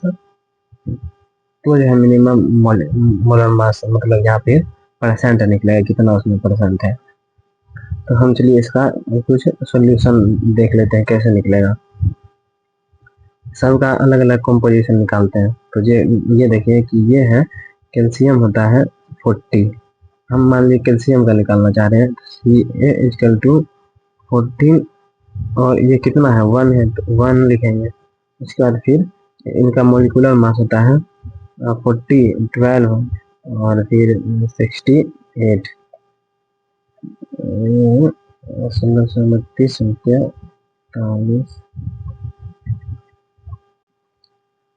तो 1 आ जाएगा। उसके बाद जो है 40, जैसे मान लीजिए कि यहाँ पर होगा 40, इसका जो है 40, अरे यार, इनका जो है मोलिकुलर मास निकालिएगा तो 40 प्लस 12 प्लस 48 आ जाएगा 100, 100 इंटू 100, तो इनका आ जाएगा ये कैल्शियम तो एक ही है, तो ये आ जाएगा 40%। इस पर फिर ऑक्सीजन का मान लीजिए निकालना है, तो इसके लिए 16 इंटू मोलिकुलर मास पहले का, उसके बाद कितना है तो 3 है। उसके बाद फिर उसके बाद जो है उसके बाद जो है 3 कैल्शियम, उसके बाद फिर इंटू 100, मोलिकुलर मास भी 100 ही है, तो ये कर जाएगा, ये आ जाएगा 48% ऑक्सीजन। ठीक है। तो उसी तरह कार्बन का भी, और ये दोनों को जोड़ दीजिएगा 80 12, तो 12 बचेगा, तो कार्बन भी जो है 12% होगा। तो इसी तरह करके ये भी इसी का एलिमेंट का निकाल लीजिएगा। उसका तीसरा परसेंट आता है, तीसरा क्वेश्चन आता है 3 टाइप ऑफ क्वेश्चन मिनिमम, ये तो हम बताए थे। उसके बाद फिर हमारे पास है मॉलिक्यूलर फार्मूला और फिर एम्पेरिकल फार्मूला। एम्पेरिकल फार्मूला वो होता है जो कि सिंपलेस्ट फार्मूला ऑफ कंपाउंड होता है, और ये जो है सिंपलेस्ट फार्मूला ऑफ कंपाउंड होता है, और determine the calculate of the atom in A compound. ये जो है सिंपलेस्ट, इसका जो है सिंपलेस्ट फार्मूला, ये इसको कहते हैं एम्पेरिकल फार्मूला। तो जैसे हम कुछ एग्जांपल देख लेते हैं। जैसे मान लीजिए कि ये हमारे पास है ग्लूकोज है C6H12O6, ठीक है, ग्लूकोज है। और तो इनका जो है सिंपलेस्ट फॉर्म क्या होगा, जो इनको रेशियो टाइप में जो है इनका सिंपलेस्ट फॉर्म होगा सी, ये 6 से डिवाइड कर देंगे तो ये कट जाएगा, तो सी आ जाएगा। उसके बाद H2O, ये आ जाएगा सिंपलेस्ट फॉर्म। उसके बाद फिर हमारे पास है सुक्रोज C12O22H22, C12H22O11, ठीक है,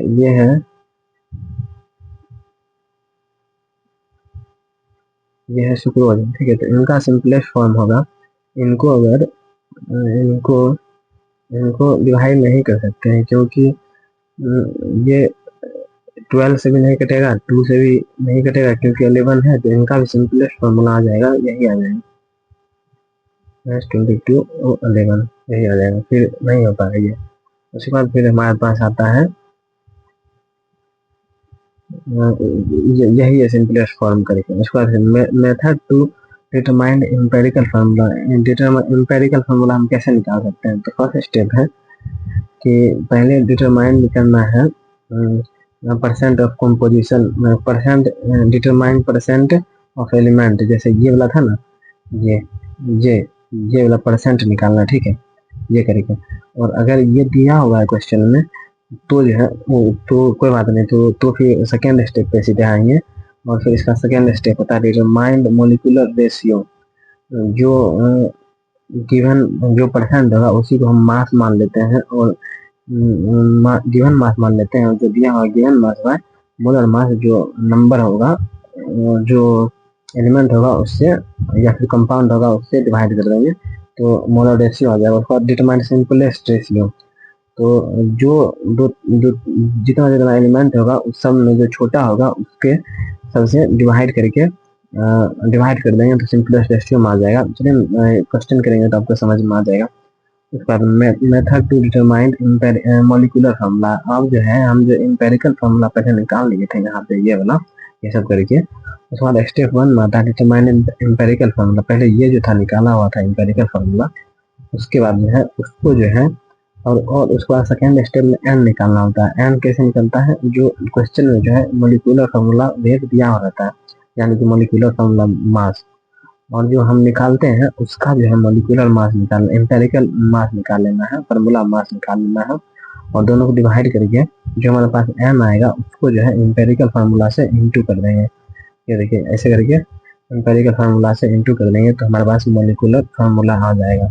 चलिए हम एक क्वेश्चन देखते हैं। जैसे मान लीजिए एक कंपाउंड है, कंपाउंड कंटेंट है 40%, ये कर रहा है 12% कार्बन और 48% ऑक्सीजन। डिटरमाइंड एम्पेरिकल फार्मूला, हमको बोल रहा है एम्पेरिकल फार्मूला निकाल लीजिए ये वाला। आओ चलिए देखते हैं सिंपलेस्ट रेशियो मतलब क्या होता है। जैसे मान लीजिए कि हमारे पास 40% है, और जो परसेंट को है गिवन मास मान लेंगे, तो 40% गिवन मास, और फिर कैल्शियम का जो है इसका भी मॉलिक्यूलर मास, एटॉमिक मास है 40 होता है, तो ये आ जाएगा 1। उसका फिर 12% ये है, कार्बन का भी मास होता है 1, और फिर ऑक्सीजन का जो है 48 दिया हुआ है, बट इनका जो है मॉलिक्यूलर मास होता है 16 होता है।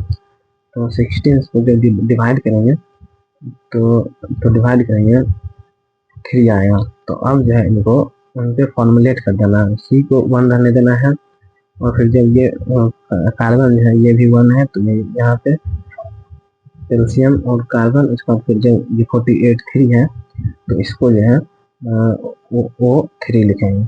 ऐसे करके फॉर्मुलेट करना। तो यही इम्पेरिकल फार्मूला है। और जब ये निकल जाएगा, मॉलिक्यूलर फार्मूला निकालना है, तो इसका मास निकाल लेंगे, तो उसके बाद n निकल जाएगा। ऐसे करके मॉलिक्यूलर मास निकाल के n मॉलिक्यूलर फार्मूला दिया रहेगा, इम्पेरिकल फार्मूला मास यहाँ से पुट करके n निकाल लेंगे, उसके बाद इम्पेरिकल फार्मूला से इंटू कर देंगे, निकल जाएगा। यहाँ देखिए उसका दिखाते हैं। कार्बन का जो है 92 है, तो 92.4% है, और इसका मास जो है 12 है। 7.6 है, इसका मास 1 है। इसका मास 2 है। यार हाइड्रोजन का मास बोले तो हाइड्रोजन का मास 1 है। सारी कमजोरी दिमाग से उतर जाता है। तो हाइड्रोजन का मास जो है 1 है। हाँ 1 ही था, हो जाता तो 1 ही था,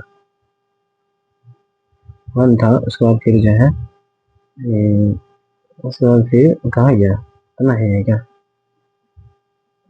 मॉलिक्यूलर वेट? अच्छा हाँ, तो इतना ही है। इनको जब डिवाइड करेंगे, तो इनको जब डिवाइड करेंगे तो हमारे पास आएगा, ये आ जाएगा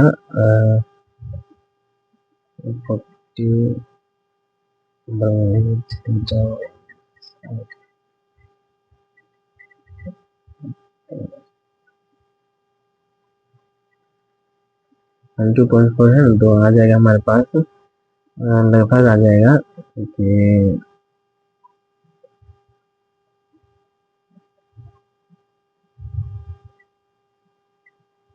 7 पॉइंट जाइए 7.7 आ जाएगा। ठीक है। और फिर ये हमारे पास है 7.6 है, ये 7.6 है। तो जो है इनको आप सिंपलेस्ट रेशियो में करना है। फर्स्ट स्टेप निकल गया, मोल निकल गया ये, और उसका जो है सेकेंड स्टेप में जो है ये सिंपलेस्ट रेशियो में करने के लिए जो कम आएगा,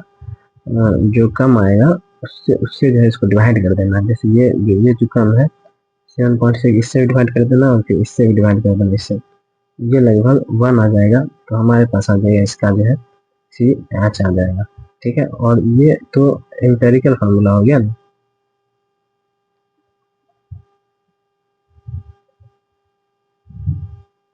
एम्पेरिकल फार्मूला, और जब मॉलिक्यूलर फार्मूला निकालना है, तो उसके लिए करना है क्या है कि पहले हमको n निकालना है। n कैसे निकलेगा? n निकलेगा, इनका जो है मॉलिक्यूलर वेट दिया हुआ, जैसे कि 78 ग्राम दिया हुआ। ठीक है। उसके बाद इसका मास निकालना है, तो इसका मास आ जाएगा 12 और 1 13 आ जाएगा। ठीक है। तो उसके बाद जो है जब ये 13 आएगा, तो इसको काटने के बाद जो है 6 आएगा। तो 6 जो है, उसके बाद फिर n निकल गया। और जो हमारे पास ये एम्पेरिकल फार्मूला था, molecular formula equal to n into empirical formula. तो n जो है 6 है, इंटू C6 कर देना, CH कर देना है, तो हमारे पास आ जाएगा C6H6। बस डाइंड। उसके बाद फिर हमारे पास नेक्स्ट क्वेश्चन है। ये एक कंपाउंड कंटेन 33% और 66% बाय मोल, ये बाय मोल ही दिया हुआ। तो इसको इससे जो है बस सिंपलेस्ट रेशियो करना है, मोल नहीं निकालना है। तो सिंपलेस्ट रेशियो निकालने के लिए इससे जो कम होता है उससे डिवाइड कर देना होता है। ये 1 आ जाएगा और ये 2 आ जाएगा। तो O और H2 ये आ जाएगा एम्पेरिकल फार्मूला। उसके बाद जो है what is the empirical formula of vanadium oxide if the 7.4 gram of metal oxide contained 1.53 gram of metal oxide। तो ये निकालने के लिए हमको जो है ऐसे करना होगा कि पहले मेटल ऑक्साइड का मास देखते हैं कितना है। तो पहले हमारे पास गिवन क्या है कि गिवन है vanadium oxide metal oxide content इतना मेटल ऑक्साइड, तो हमारे पास मेटल इतना ग्राम ऑफ मेटल ऑक्साइड। अच्छा, तो ये मेटल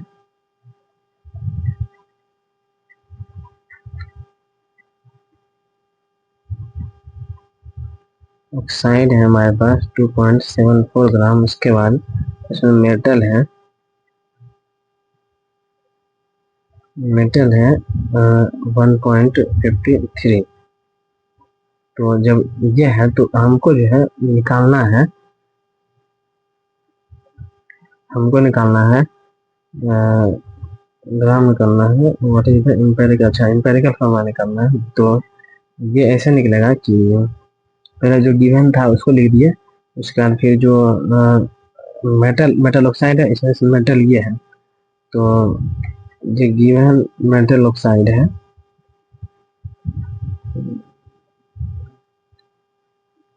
ये गिवन मेटल ऑक्साइड है, और ये फिर मेटल ऑक्साइड है, मेटल ऑक्साइड है, और ये फिर गिवन मेटल है। ठीक है, तो पहले हमको इसमें परसेंट नहीं दिया हुआ, ठीक है, तो इसका पहले परसेंट निकालेंगे। परसेंट निकालने के लिए, मेटल का निकालने के लिए हम ऐसे करेंगे कि जितना दिया हुआ है उसमें कितना मेटल है इंटू 100 कर देंगे, तो मेटल का आ जाएगा। जैसे मेटल ऑक्साइड है तो और जितना मेटल है, तो सबसे पहले हम गिवन मेटल लिखेंगे, और फिर जितना मेटल का ऑक्साइड है, गिवन मेटल ऑफ ऑक्साइड है, उससे इंटू कर देंगे 100 से, तो हमारे पास आ जाएगा परसेंट ऑफ मेटल आ जाएगा। ठीक है, तो 1.53 है, और ये है 2.74, और इंटू 100 कर देंगे तो हमारे पास आ जाएगा 55.83%। तो और जब ये आ जाएगा, मेटल का ऑक्साइड आ जाएगा, तो जो है हम जो है मेटल, ये तो आ गया मेटल का, फिर ऑक्साइड का निकालने के लिए हम कर देंगे 100 माइनस, ऑक्साइड का निकालने के लिए 100 माइनस 55.83, तो हमारे पास आ जाएगा 583 है ना, तो 44.7 आ जाएगा। ठीक है, तो उसके बाद जो है उसके बाद सेकेंड स्टेप ये है कि ये तो परसेंट निकल गया ऐसे करके, उसके बाद सिंपलेस्ट रेशियो कर देना है हमको, नहीं मोल निकालना है। तो मोल निकालने के लिए 50 वेनेडियम का मोल है गिवन है, ये निकाले हैं 55.83, उसके बाद इसका मोलर मास होता है 51, तो ये निकल जाएगा, और ये निकल जाएगा। और फिर ऑक्साइड का जो है 44 है ना,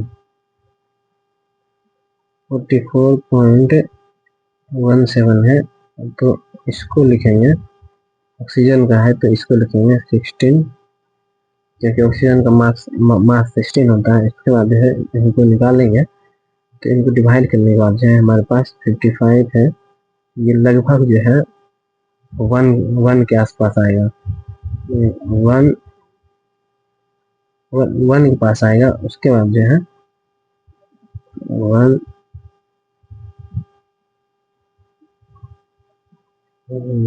पॉइंट, ये वन के पास आएगा, और इसको जब करेंगे तो ये लगभग हमारे पास आएगा 2.5 आएगा, क्योंकि 48 तो है नहीं, तो 2.5 ही आएगा। थोड़ा सा 2.5 थोड़ा सा कम आएगा। जब हम इसको सिंपलेस्ट रेशियो करना है, तो इसको डिवाइड बाय 1 कर देंगे, और इसको फिर 1 करेंगे, तो ये आ जाएगा 1 आ जाएगा, और ये आ जाएगा 2.5, और जब ये 2.5 आ जाएगा, इसको हम लिखेंगे कैसे कि इसको हम लिख सकते हैं 2.10 25 25/10 आ जाएगा 5/2 आ जाएगा, और जब ये 5/2 आ जाएगा,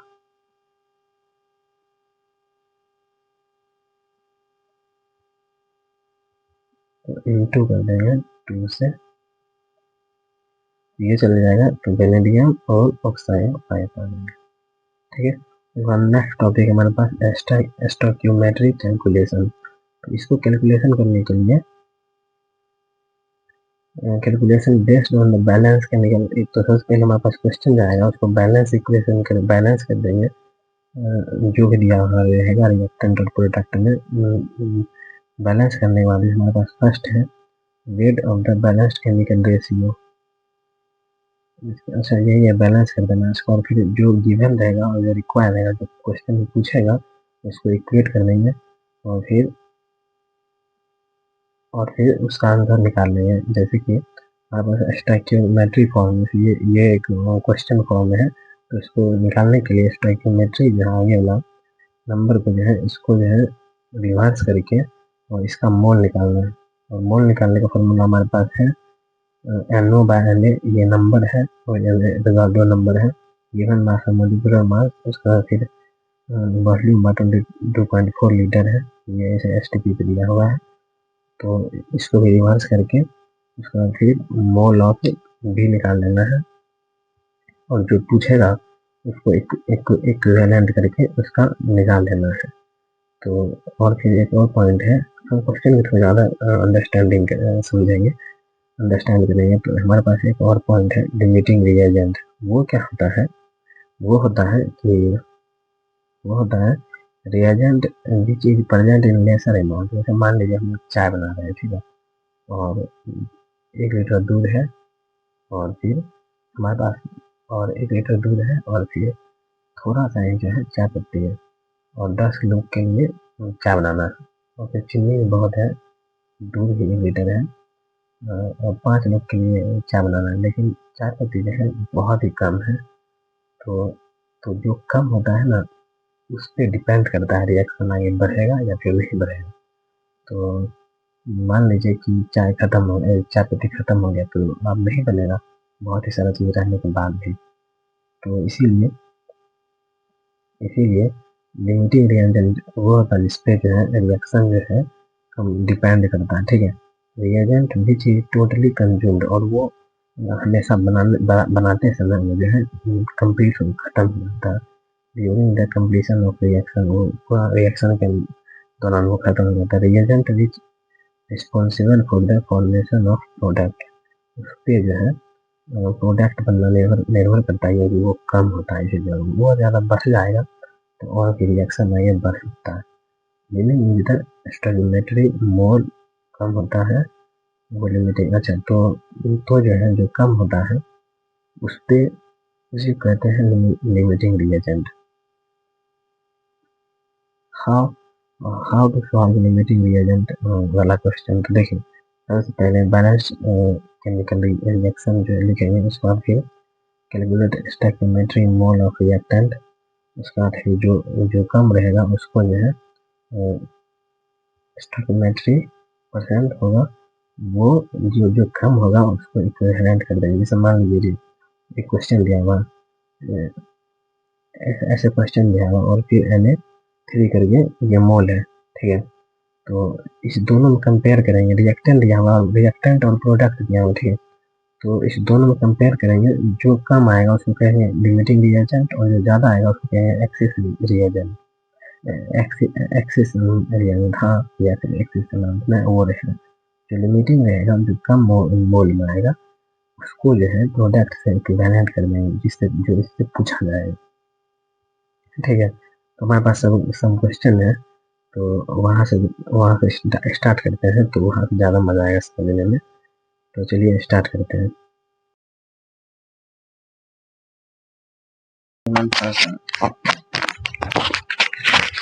तो एक क्वेश्चन है हमारे पास जो कि है what volume of CO2 is obtained after thermal decomposition of 100 gram calcium CO3। जैसे बोला डिकम्पोज, मतलब कि जब हम इसको हीट देंगे तो इसका पहले केमिकल रिएक्शन हमको लिखना पड़ेगा। तो उसको लिखने के लिए ये हमारे पास आएगा CaCO3 जो है CaO में उसके बाद फिर CO2 में कन्वर्ट होगा। तो ये पूछ रहा है कि CO2 कितना होगा, और वॉल्यूम पूछ रहा है, CO2 पूछ रहा है, ठीक है। तो उसके लिए हमको पहले और क्या इसका गिवन मास है, तो इसका मॉलिक्यूलर मास भी वही होता है 100, और जो पूछेगा उसको इक्विवेलेंट कर देना। CO2 पूछा है, CO2 का जो है गिवन मास है, वॉल्यूम पूछा ना, तो VL/22, इसका स्टोइकियोमेट्री भी नहीं है तो इसीलिए इसका वॉल्यूम पूछा है, तो VL/22.4 STP पे जो है निकालेंगे। तो हमारे पास आ जाएगा VL इक्वल टू, ये तो 100 कट जाएगा, ये इधर जाएगा तो 22.4 लीटर हो जाएगा, ठीक है। और जब हमारे और नेक्स्ट क्वेश्चन है 10 gram of hydrogen and 64 gram of oxygen where filled in a steel vessel and exploded amount of water produced in the reaction will be, कितना हुआ रिएक्शन जब 10 ग्राम हाइड्रोजन को जो है ऑक्सीजन से मिलाएंगे, तो एक्सपोज करेंगे, expose amount of water produce, water कितना प्रोड्यूस होगा, ये नीट 14 का है। तो चलिए हम इसको सॉल्व करते हैं। तो पहले ये बोल रहा है कि H2 जो है वो मिलके ऑक्सीजन से देता है H2O। उसके बाद जो है तो इसको सबसे पहले केमिकल रिएक्शन को बैलेंस करेंगे। तो इसको बैलेंस करने के लिए हम देखेंगे हाइड्रोजन 2 है, ये भी 2 है, ऑक्सीजन 2 है बट यहाँ पे 1 है, तो इसको यहाँ से 2 से इंटू कर देंगे। तो यहाँ पे 2 ऑक्सीजन है बट यहाँ पे 4 आ गया, तो यहाँ पे ऐसे हो जाएगा। तो स्टोइकियोमेट्री को जो है रिवर्स करके इनटू मॉलिक्यूलर मास दिया हुआ है, गिवन मास है 10 ग्राम, उसके बाद जो है 10 ग्राम दिया हुआ है और गिवन मास होगा इसका 2। उसके बाद जो है इसका ऑक्सीजन का मास जो है ये नहीं पूछा है, हमको पूछा है ये निकालना कितना है, वाटर पूछा, ठीक है। तो इसको इक्विवेलेंट करेंगे यहाँ से। इसको इक्विवेलेंट करने के लिए इनका रिवर्स करेंगे। सबसे पहले स्टोइकियोमेट्री जो होगा, नीचे वाला नंबर जो होगा, उसके बाद जो है इसका जो गिवन मास है वही, तो कितना मास होगा ये पूछा है। तो इसको मोल निकालने के लिए एम इसका निकालना है, मोल निकालना है। तो गिवन ये तो है नहीं, तो एम मोल निकालना, ठीक है। तो गिवन मास पहले इसको कैलकुलेट करते हैं, उसके बाद इसको निकालेंगे H2O। तो ये जाएगा 20/4 एम निकालने के लिए ऊपर जाएगा,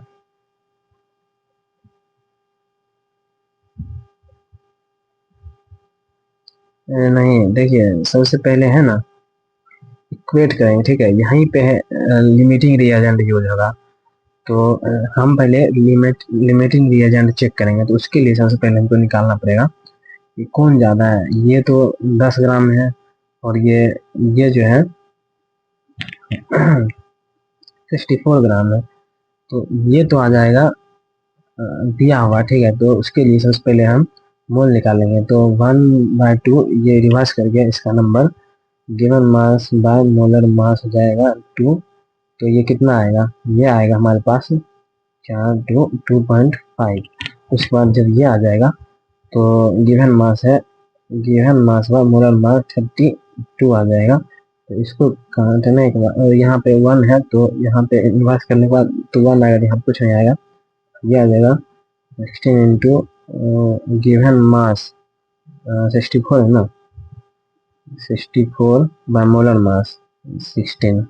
तो ये आ जाएगा, नहीं 16 एक का है, 2 है, तो यहाँ पे 32 आएगा, 32 आएगा, तो यहाँ पे 2 आएगा। तो ये लिमिटिंग, ये कम है, तो इसको इक्विवेलेंट करेंगे इसको इससे।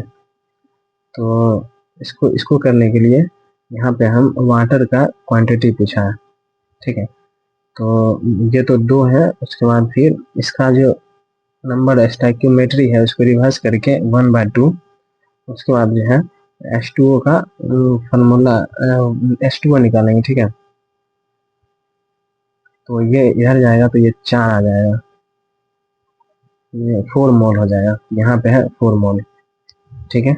उसके बाद फिर हमारे पास नेक्स्ट क्वेश्चन है 1 mole of KCl is thermally decompose and excess of ammonium जो है is burn in the gaseous product, how many mole of Al2O3 are formed. अच्छा, तो ये हमको सबसे पहले बोल रहा है कि एक जो है KCl है, KCl3 जो है वो जो है डिकम्पोज कर रहा है, तो बना रहा है, तो ये आएगा KCl और प्लस O2 आएगा। उसके बाद बोल रहा है एल्यूमिनियम से जो है इज बर्न इन गैसियस, बोल रहा है गैसियस प्रोडक्ट को जो है एक्सेस एल्यूमिनियम को जो है एल्यूमिनियम जो है is burn in gaseous product. उसके बाद बोल रहा है कि एल्यूमिनियम जो है जो कि एक्सिस में प्रेजेंट है,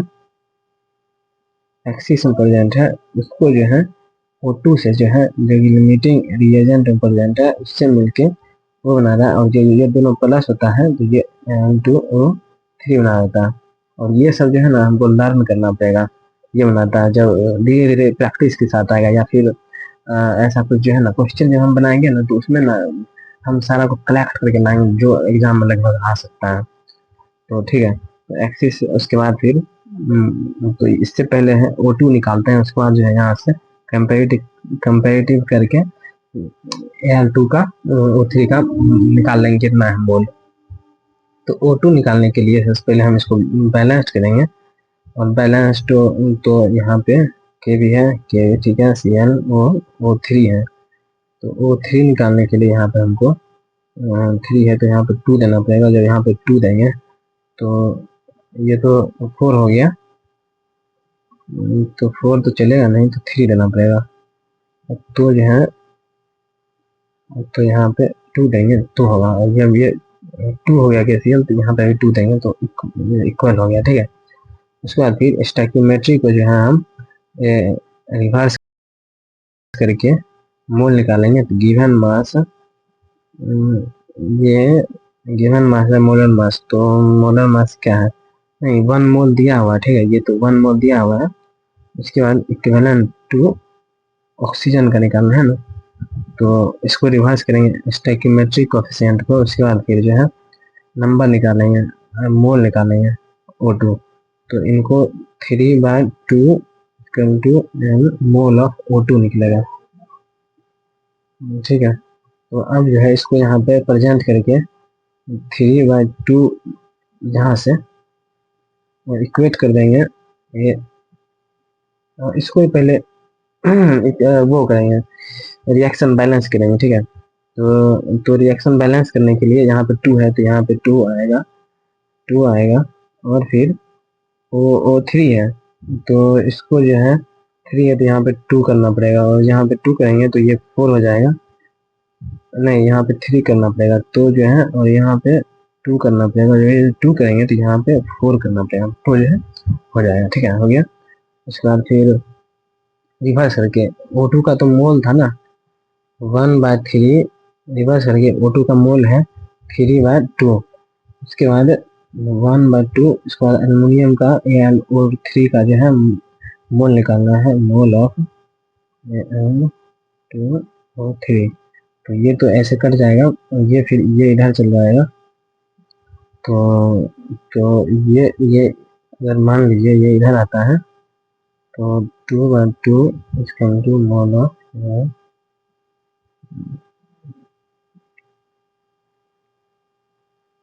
3, ये भी जो है कट के 1 आ जाएगा, यानी कि आंसर 1 होगा, ठीक है।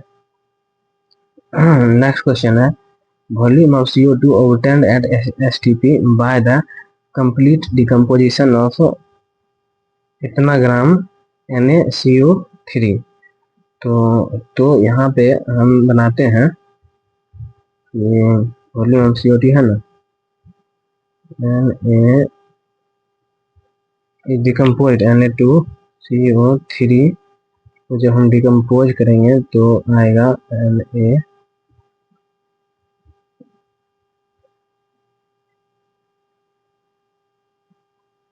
Na2O3 CO2, ठीक है। उसके बाद जो है ये दिया हुआ है 9.85 और जो है गिवन मास और इसका मोलर मास जो है निकाल के इसको डालेंगे। बट ये इसमें दिक्कत ये है ना कि ये STP पे पूछा है, ठीक है। तो STP पे जो है ये डिकम्पोज होगा ही नहीं, तो ये आंसर नहीं आएगा। और जब डिकम्पोज नहीं होगा तो हमारे पास आंसर आएगा इसका 0, ठीक है। और नेक्स्ट क्वेश्चन है हमारे पास कि वैन, और ये जो है AIPMT 2014 में पूछा गया था। When 22.4 liter of H2O is mixed with 1.12 liter of Cl2 gas, each at STP, the mole of HCl formed is equal to, बोल रहा है कि 22.4 लीटर है, ठीक है। और वो जो है मिक्स्ड विद कर रहा है 1.2 litre of Cl2 each at STP, the mole of HCl form is equal to, देखिए हमारे पास बोल रहा है कि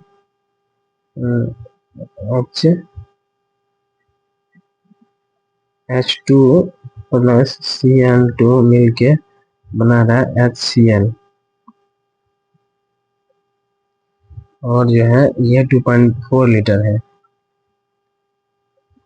तो 2.24 लीटर है, और ये है 1.2 लीटर, और ये बना रहा है कितना बना रहा है। तो सबसे पहले हम इसको बैलेंस इक्वेशन बैलेंस करते हैं, ठीक है। इक्वेशन को बैलेंस करते हैं, तो ये 2 है तो यहाँ पे 2 ले देना पड़ेगा। उसके बाद फिर H है तो यहाँ पे 2H है, तो यहाँ पे बस छोड़ देना है, इतना ही आएगा।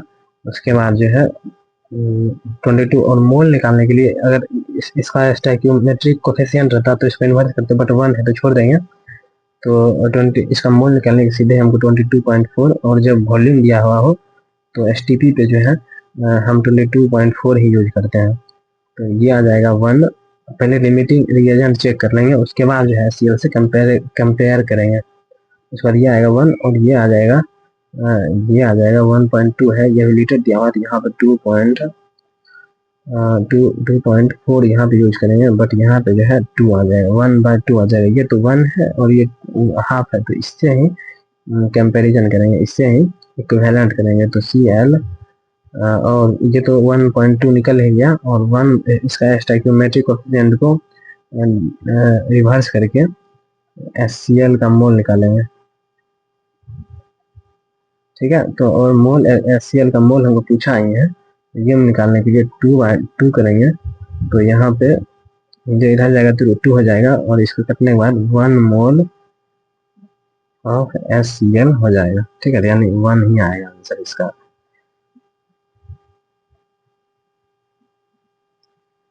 तो 1 मोल ऑफ HCl मैच हो गया, ठीक है। ये आंसर ऑप्शन ए आएगा। तो ठीक है, आज के लिए इतना ही। कम क्वेश्चन प्रैक्टिस करवाए हैं, बाकी बात हम धीरे धीरे जो है जब जब वो इसको कंप्लीट कर देंगे, इसका एक और लेक्चर आएगा, जब उसमें पूरा कंप्लीट कर देंगे तो जो है हम 300 क्वेश्चन अलग से लाएंगे, तो उसमें बहुत सी ज़्यादा कॉन्सेप्ट क्लियर हो जाएगा। उसके बाद जो आप किसी भी टेस्ट को दीजिएगा तो पूरा फुल स्कोर कीजिएगा। तो चलिए आज के लिए इतना ही, धन्यवाद आप सभी को।